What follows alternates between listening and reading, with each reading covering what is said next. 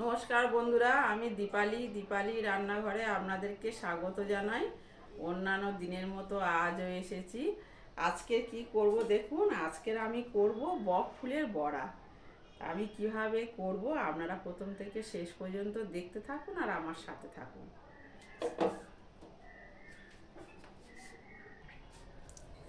প্রথমে আমি বক ফুলগুলো ভালো করে ধুয়ে নেব।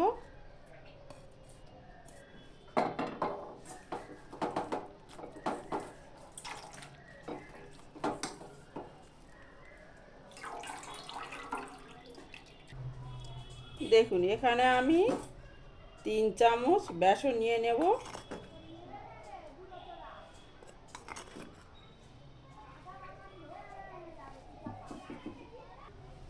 তিন চামচ বেসনের সাথে এখানে আমি হাফ চামচ, এই বড় চামচের হাফ চামচ আতপ চালের গুঁড়ো দিয়ে দেব।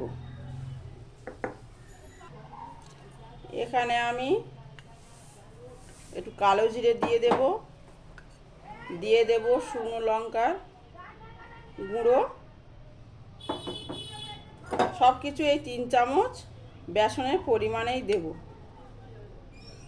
এবারে আপনারা যদি বেসনটা বাড়ান, এখানে লবণ দিয়ে দিয়েছি, আর দিয়ে দেব পরিমাণ মতো হলুদ গুঁড়ো। আপনারা বেসন বাড়ালে এর পরিমাপগুলোও বাড়াতে হবে। শুকনো অবস্থায় আমি একটু মেখে নেব। এখানে আপনারা কাঁচা লঙ্কাও বেটে ব্যবহার করতে পারেন। দিয়ে এবারে আমি কম কম করে জল দিয়ে মাখতে থাকবো।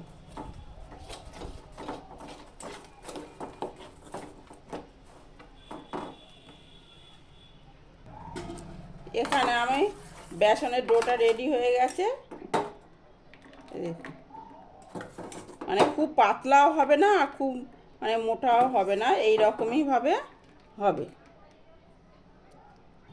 এবার আমি বক ফুলগুলো রেডি করে নেব। দেখুন এখানটা, এর মধ্যে যে একটা, দেখুন এই যে শিরাটা আছে, এটা আমি বের করে নেব কেটে। এইভাবে সবগুলো রেডি করে নেব।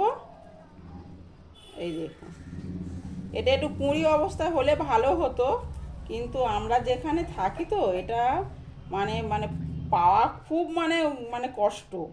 এটা আমার দেওয়া কলকাতা থেকে নিয়ে এসেছে। এই দেখুন, এইরকমভাবে সবগুলো আমি কেটে রেডি করে নেব।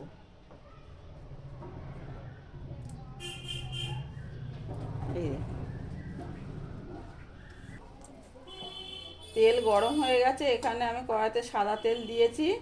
তেল গরম হয়ে গেছে। এবার আমি এই বেসনের মধ্যে ডুবিয়ে একে একে দিয়ে দেব। একটু এরকম ঝরিয়ে নেব। বেসনে ডুবিয়ে একটু এরকম করে উঁচু করে ধরে এরকম একটু ঝরিয়ে এবার আমি একটু কম কম করে ভাজবো।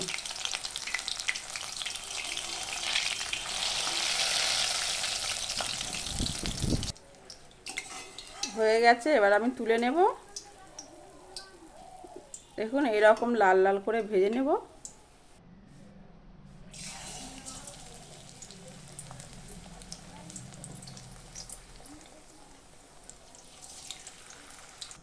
দেখুন এইভাবে সব ফুলগুলো ভেজে নেব।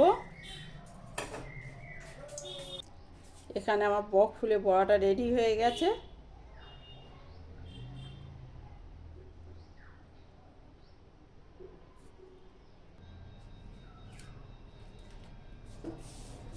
দেখুন আমার এই বক ফুলের বড়া যদি আপনাদের পছন্দ হয়ে থাকে, তাহলে আপনারা অবশ্যই ইউটিউব থেকে দেখলে সাবস্ক্রাইব করবেন, আর আমার ফেসবুক পেজ আপনারা ফলো করবেন। আপনারা সুস্থ থাকুন, ভালো থাকুন, এই বলে আমি এখানে শেষ করছি। অন্য দিন অন্য কিছু নিয়ে আমি অবশ্যই আপনাদের সাথে শেয়ার করব। আর আমি এটা একটা টেস্ট করে দেখব কেমন হয়েছে।